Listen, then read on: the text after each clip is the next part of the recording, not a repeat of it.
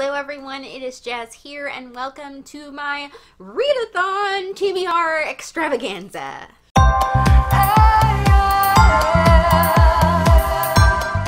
In the month of March, I'm going to try to do both the Booktube Rereadathon as well as the Emojiathon. One is centered around challenges that center around emojis, obviously, and the other one is one where you get a challenge for each month to reread a book within a theme.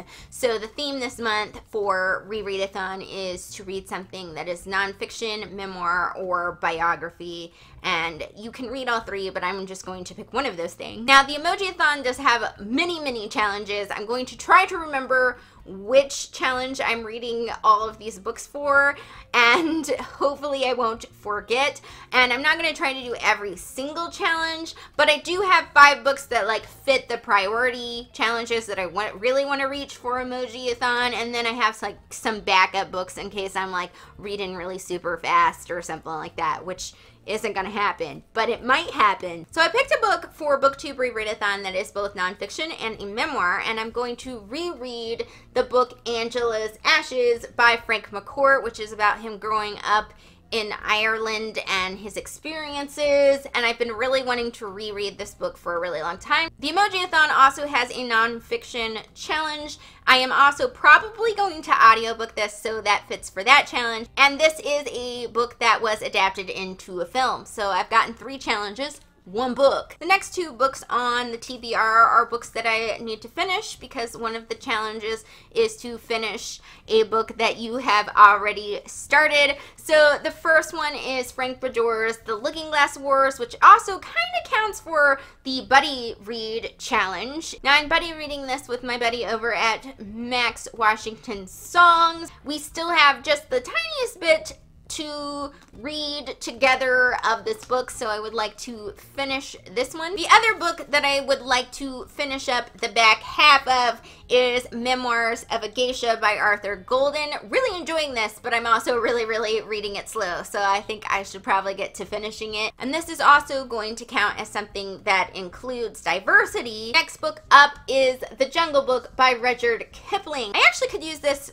for a bunch of challenges. I think this is also a book that includes diversity because it is set in India, but I do think that I'm probably going to use this for a book that you haven't read but you don't really know why, because I've been meaning to read this for like a small eternity. It could also count for a book that is older than me. I also realized that I could use this as a book that has my favorite color on the cover. It's usually like more of a limey green, but I definitely am a super fan of just green. Now I want to read this book not just because I'm excited to read it, but also because of my job. Part of my job is that I am directing 2 children's productions of musical versions of The Jungle Book, and I just really think it would be cool research to actually read this book and see if it gives me like ideas about like the vibe that I want to do with the plays and also blocking and things like that. So it's just kind of also work research. Then I'm going to reread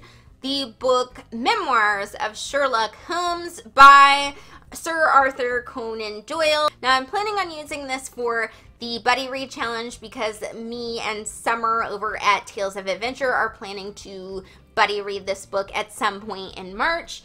And so it definitely counts for that, but it also counts as a book that is a mystery.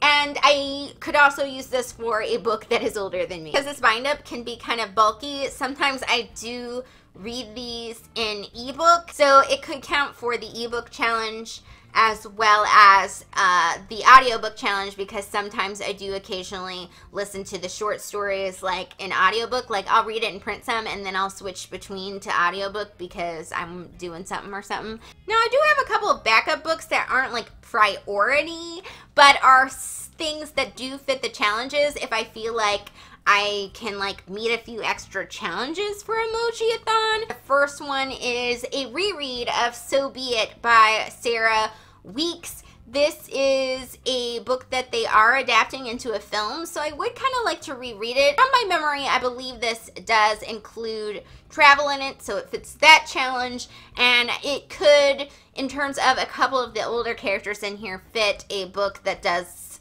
kind of contain mental illness in it. So might reread this. It's pretty short, so maybe I'll get to it. And then for a book that is a science fiction, I might pick up A Long, Long Sleep, because I made a rule for myself if I didn't read this book by the end of this year that I was going to give it away. So maybe I'll pick this up and just see if I like it.